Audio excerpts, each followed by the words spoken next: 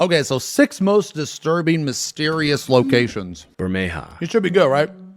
If you were to look at pretty much any map of the Gulf of Mexico drawn by Spanish explorers in the 16th and 17th centuries, you would find a small island lying off the north coast of the Yucatan Peninsula called Bermeja. Although the exact location of the island varied slightly depending on the map, it was a well-known fact that the island at least existed. Bermeja was first mentioned by Spanish cartographer Alonso de Santa Cruz in an official list of islands in the Gulf of Mexico, published in Madrid in 1539. Alonso de Chaves, another Spanish cartographer, once wrote that from a distance, Bermeja looked blondish or reddish, which is where the island's name came from. A couple of hundred years later, in the mid-1800s, French-Mexican cartographers published reports stating that the island of Bermeja had started to sink. By the late 18th century, Bermeja was no longer featured in many maps of the area, and the last time it showed up on an official map was in the 1921 edition of the Geographic Atlas of the Mexican Republic. In the late 90s, the American and Mexican governments started negotiations to determine the boundaries for the exploitation rights of oil in the Gulf of Mexico. If the Mexican government could find the island of Bermeja, that would expand Mexico's oil drilling rights way further into the Gulf. Around that time, the Mexican government conducted 3 official investigations to find the island, armed with state-of-the-art ultrasound technology and all kinds of modern tools to locate it. Mysteriously, they couldn't find any trace of the island, and according to spokespeople from the Mexican Navy, it was as if the island had never even existed. A year after the Mexican Navy failed to find Bermeja, a Mexican senator named José Angel Cioncielo, who was one of the most fierce advocates for the expansion of Mexico's oil drilling territory and the island's existence, was killed in a car accident on a Mexican highway when a semi-truck slammed into the right side of the car. His death quickly became the fuel for a conspiracy theory, according to which the CIA had blown up the island to further an oil-fueled American agenda. Of course, this theory is a bit of a stretch, and some of the other more logical theories that surfaced regarding the disappearance of the island are much more likely to be true. One possibility that researchers seem to favor is that the island sunk after an earthquake or underwater landslide, which led to a further series of explorations in 2009 to see if the remains could be found at the bottom of the ocean. However, despite the even more advanced technologies that were used during that year's official investigations, the ultrasound exploration of the ocean floor revealed absolutely nothing but a sandy ocean bottom. Speculation that the island had never existed once again started circulating online and in the news, leading many people to adopt it as the truth. After the failed explorations in 2009, Julio Zamora, president of the Mexican Society of Geography, claimed that the existence of the island of Bermeja had probably been faked by early Spanish explorers to throw off other explorers and military rivals from other countries. This would make sense, as it was common practice to make— They just made up a fucking island? People would do that? They just made up the location of an island? Slightly inaccurate maps back then for the sake of strategy. Another possible theory is that the island could have been drawn by one cartographer in the wrong location by mistake and replicated dozens of times over the centuries by other unaware cartographers. Still, some researchers think that due to the very precise descriptions of the island's physical appearance, Bermeja probably did exist, but in another location. Despite the abundance of theories regarding the mysterious island's location and existence, 15 years after the last exploration of the last known location of Bermeja, the truth is still a mystery and will probably remain that way forever. Overton Bridge. Built in 1895 in Dumbarton, Scotland, the Overton Bridge is a Gothic-style bridge overlooking a 50-foot ravine that leads up to Overton House, a 19th century manor in the Scottish Lowlands. At first glance, Overton Bridge looks pretty much like any other bridge from the time, but there's one pretty dark detail that makes it different from any other structure in the area. For the past 80 years, hundreds of dogs have been jumping off the bridge and down to the ravine to their deaths for seemingly no apparent reason. Sometimes the dogs Dogs? Man, that's kind of fucked up. Survive the fall and are left with debilitating injuries. And according to some reports, there have even been instances where dogs allegedly jumped off the bridge, survived, ran up the slope, and then jumped off once again to their deaths. According to some reports, there have even been instances where dogs allegedly jumped off the bridge, survived, ran up the slope, and then jumped off once again to their deaths. Depending on the source, you'll find reports stating that the amount of dogs that have jumped off the bridge is either lower than 100 or in the high 100s. Why though? Regardless of the exact number, it's a fact that a lot of dogs have died at this bridge for some mysterious reason. As you can imagine, these incidents at Overton Bridge have fueled all kinds of outlandish theories, including suggestions that the bridge is haunted. According to Celtic pagan beliefs, the bridge is located at a thin place, which is a place that lies at the supposed union between heaven and earth. What the Some locals have also favored more supernatural theories, with many people blaming the dog's death on the White Lady of Overton, the alleged ghost of the widow from Overton House. Another popular theory among the locals is that the dogs are being affected by negative residual energy from a tragic event that took place in 1994, in which a 32-year-old father threw his baby off the bridge, claiming that his child was the Antichrist. Following the tragic murder, the father was declared insane and locked up in a psych ward. Obviously. But even with all the more outlandish theories that have gained traction in recent years, some researchers have come up with more plausible explanations for the mysterious incidents at Overton Bridge. In 2006, animal behaviorist David Sands investigated the bridge and suggested that the dog... That sounds a bit fake. Nah, you're fucking memeing, dude. People do ridiculous, crazy things in the name of religion all the time. Are probably detecting the presence of wild animals below the bridge with their keen sense of smell, which makes them chase after the smell and inadvertently jumping to their deaths. This would make sense, as according to official statistics in the area, minks began breeding in large numbers in the 50s in Scotland, and most long-nosed dogs seem to favor the smell of mink over any other small animal, including squirrels. From my research, most of the dogs that have died at the bridge are long-nosed breeds. Also, because the bridge has tapered edges, from the dog's point of view, the edge looks more like a flat plane, safe for running and chasing after small animals. Oh, someone said that. So, while there will probably continue to be speculation Somebody about said that in paranormal activity chat at Overton Bridge for many years to come, it's much more likely that the dogs aren't intentionally taking their lives and are simply falling to their deaths on accident while chasing the odors from other animals. That's still fucked though, man. Abandoned Viaduct Petrobras. What the fuck is a Petrobras? In the 1950s, the Brazilian government began a project to build BR-101, Brazil's longest highway spanning almost 3,000 miles. In the 1960s, construction began on a segment of highway called the Viaduct Petrobras that was meant to cross the Brazilian jungle to connect Rio de Janeiro and Santos, São Paulo. 16 years after construction started, the segment of highway that crossed the jungle was due to be connected to an already existing part of the highway to finish the project. However, due to Brazil's economic crisis, plans changed at the very last minute, and instead of connecting the viaduct to the existing road, the highway was linked to a different coastal route. As a result, the Viaduct Petrobras was left abandoned in the middle of the jungle, and to this day, the Brazilian government has done nothing to remove it or reuse its parts. Standing over 130 feet tall, to remove it or reuse its parts. It's just chilling there?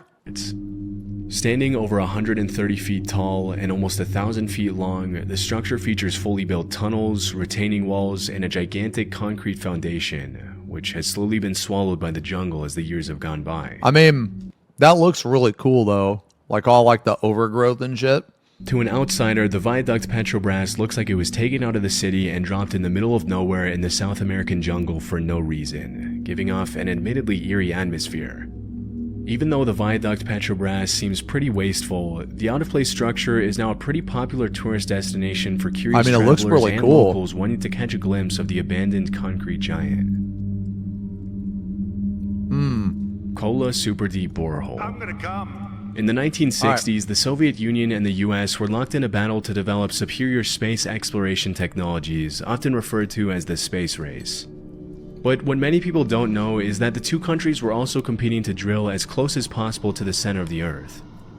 As is often the case, the motivation behind the drilling was mostly to find oil and valuable minerals, but from what I found, developing machines that can get close to the center of the Earth would also help understand the causes of earthquakes and volcanic eruptions at a much deeper level. In 1958, the US government launched Project Mohawk to collect a sample from Earth's mantle by drilling to the bottom of the ocean off Guadalupe Island in Mexico. Over the next 8 years, they drilled over 600 feet into the seabed, but in 1966, the House of Representatives had to discontinue the project because it was getting too expensive. 4 years later, in 1970, it was the Soviet Union's turn, and they drilled their hole close to the Barents Sea just outside the Norwegian border in a city known as Murmansk, Russia. At the time, the Soviets' goal was to drill as far down as possible, which researchers hoped would be a little over 9 miles. Unlike the US, the Soviets were a little more successful with their attempt and managed to drill way deeper into the Earth's crust, which resulted in the creation of the Kola Super Deep Borehole, also known as the world's deepest man-made hole. With a total depth of over 40,000 feet, or around 7.5 miles, the Kola Super Deep Borehole is deeper than the Mariana Trench, and its depth surpasses the height of Mount Everest. Shit. As the project... You know how deep that trench is, dude? It's insane. Progressed, the scientists realized the temperature was much higher than expected at every point below 10,000 feet, and at around 7.5 miles below the surface, the drill reported a temperature of almost 360 Fahrenheit. This was way higher than the 212 degrees Fahrenheit the scientists had predicted at that depth. So even though the Soviets had broken a record with the Kola borehole, they too had to discontinue the project in 1992 due to increasing rock densities and crazy high temperatures. And in 2005, the drill was shut down and the hole was sealed for good. However, that wasn't the end of the story, and there's a slightly more disturbing reason why people remember the Kola Super Deep Borehole. In the late 80s, a strange story started circulating in several Christian Finnish newspapers, which reported that a group of Soviet scientists had drilled a hole to the center of the Earth and had allegedly lowered an extremely heat-tolerant microphone into the hole. Through this, they supposedly heard a series of extremely disturbing, tormented screams coming from the bottom of the well. Yo, that's fucked, actually. What the fuck? Throughout the 90s, the story spread to other countries, until even American newspapers were running it. As the story gained popularity, sound files with the supposed audio of the tormented screams from the center of the Earth started appearing everywhere online, with allegations that the screams came from tormented souls stuck in hell. Holy shit. As it was later revealed, the original recording of tormented screams was made from a loop of various sound effects and the soundtrack from the 1972 movie Barren Blood. From this point forward, it was pretty much common knowledge that the screams were fake. However, it is a fact that some pretty disturbing sounds have been heard coming from the Kola Super Deep Borehole, along with other super deep boreholes. In 2013, Dutch artist Lotte Gieven traveled to the 30,000-foot deep KTB Super Deep Borehole in Germany, where she lowered a microphone protected by a thermal shield to see if she could pick up any sounds at the bottom of the well. Interestingly, a mysterious deep rumbling sound that scientists couldn't explain could be heard through the microphone, which in the artist's own words, some people thought sounded like hell, while others thought they could hear the planet breathe. Even though the sound is pretty cool to hear, even if a little haunting, the consensus among scientists is that the sound comes from layers and layers of rocks rearranging themselves after being moved around by the drill that made the hole. Yeah. Potomsky Crater. In 1949, a Russian geologist named Vadim Kolpakov stumbled upon a mysterious crater with a diameter of over 500 feet and a height of almost 140 feet in Irkutsk, Siberia. At the center of the crater, he found a little hill around 40 feet tall, which kind of looked like an eagle's nest with an egg inside it. Curious to find out what was inside the crater, Kolpakov made plans to climb the mound and take a look inside to confirm his hypothesis that the crater had been caused by a meteorite. But the locals warned him that Fire Eagle Nest, as it's become known all over the world, allegedly possessed evil powers, and whoever stepped inside it would be dead soon after. Oh shit. Dismissing the insistent warnings as superstition, he climbed the mound, but failed to find any rock samples that supported his meteorite hypothesis. Over time, more and more expeditions were carried out to the crater. Yeah, I was thinking that too, like radiation. In which the leader of the investigation died of a heart attack shortly after visiting the crater. Based on the findings of recent explorations, scientists have ruled out volcanic eruptions, nuclear explosions, and impact from a meteorite as possible causes for the crater. In the absence of a solid answer, some have started coming up with all kinds of theories to explain its origin, including the possibility that a UFO landing made the crater. Others have linked the crater to the Tunguska meteorite, the remains of which have never been discovered. One of the things that makes it so difficult to determine the origin of Fire Eagle Nest, or Kolpakov Cone as it's now popularly known, is that the crater frequently changes shape, which suggests that whatever caused it is still affecting it to this day. The only thing scientists know for sure is that the crater is around 250 years old, which they gathered from the rings on the trees growing on the mound. Strangely, it's been scientifically proven that the trees closer to the crater grow much faster than normal, which is similar to what happened in the forests around Chernobyl after the nuclear disaster. The lack of solid explanations, coupled with the weird tree phenomenon, has been fuel to the fire of outlandish conspiracy theories about underground nuclear plants and nuclear-powered UFOs buried beneath the crater. To this day, scientists still haven't determined what caused Kolpakov cone to appear, and no asteroid fragments or metal parts have been found in the crater to support some of the theories people have come up with over the years. As of today, the most logical explanation is that the mound could have been caused by the underground release of hydrogen fluids and heat from a nearby gas volcano. This could have caused changes in the size of tree rings, which would explain why scientists thought they were growing at an abnormal rate.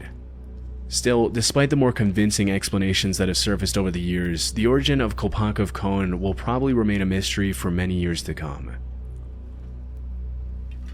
You guys think aliens have landed here? I do. I think aliens have landed here. Dude, you know how old the Earth is? It's fucking old, man. Like, even like aliens on an asteroid or some shit. Like bacteria and shit, man. That shit's alien too. Villa Epicune. In the 1920s, a small tourist village about 400 miles from Buenos Aires, Argentina, called Villa Epicune was built along the shore of Lago Epicune, a salt lake touted for the health benefits and therapeutic effects of its mineral waters, which were said to be beneficial for rheumatic conditions. Quickly turning into a weekend getaway for Argentina's upper class, the town soon had a functional railroad station and a population of about 1,500 with a capacity to accommodate around 5,000 additional visitors at its peak in the 70s. Due to its popularity as a weekend getaway for Argentine city dwellers, a lot of money was put to expand its accommodations and make it as comfortable as possible for visitors. However, it seemed not a lot of resources or attention was dedicated to the containment dam that separated the lake from the town. Unfortunately, on November 10, 1985, the containment dam broke during a storm and a series of unusual strong winds. For 2 weeks, the water rose at a rate of half an inch per hour, until eventually the containment dam was completely destroyed by the water, after which all the locals had to abandon their homes and businesses and leave behind Villa Epicune. Dude, that's horrible. Over the following days, the flood drowned the town over 30 feet underwater, and it wasn't until 25 years later in 2009 that the waters began to recede and now show the eerie remains of the town, which now Dude, that's crazy looking. The whole thing's underwater. Looks like something out of a dystopian movie. From above, you can see the original layout of the streets of Villa Epicune, along with its many businesses and the houses 1,500 people called home. With its overgrown trees, rusty post-apocalyptic appearance, and ghost town vibes, Villa Epicune now draws in tourists and photographers from all over the world who want to get a glimpse of the ruins of the once bustling getaway town. Due to the high levels of salt in the water that once flooded the town, most of the buildings in Villa Epicune are covered with a thin white residue, giving the town an even more creepy appearance. One of the more interesting facts about Villa Epicune is that even after it was completely destroyed by the water and flooded for more than 25 years, as soon as the water receded in 2009, one of the locals, then 81-year-old Pablo Novak, decided to come back home and live out the rest of his days in Villa Epicune. Holy shit! Out of the original 1,500 residents of the town, Pablo was the only one who came back. As the lone inhabitant of Villa Epicune, Novak was officially named a cultural ambassador of the town in 2020. Dude, he just went back? Unfortunately, in January 2024, Pablo Novak passed away at the age of 93, leaving the town once again completely abandoned. Dude, that was good. This was a really cool video, because normally, man, like, this video was a lot different than what he normally does. This was a lot different.